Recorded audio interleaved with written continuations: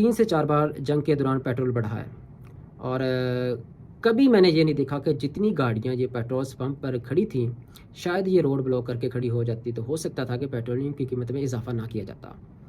تو عوام میں احتجاج کرنا گوارا نہیں سمجھا، اس نے کہا کہ ہم پیٹرول ڈلوا لیں، ہمیں پتہ نہیں کتنی کی بچت ہو جائے گی، ہم کتنے کے بچ جائیں گے۔ پیٹرول جو صبح دیکھا کہ بائک والے نے کتنا پیٹرول ڈلوایا ہوگا، اس سے تقریباً 50-60 روپے کا مطلب کہ بچ گئے ہوں گے، گاڑی والے کے کوئی 300 روپے یا 400 روپے بچ گئے ہوں گے اگر فل بھی کروائی ہوں۔ تو اضافہ تو کم ہوا تھا، بٹ جتنا رش تھا پمپوں کے اوپر، یہ سوچنا چاہیے تھا کہ پاکستانی عوام کو کہ ہمیں پیٹرول پمپ پر پیٹرول ڈلوانے سے بہتر ہے کہ ہم احتجاج کریں۔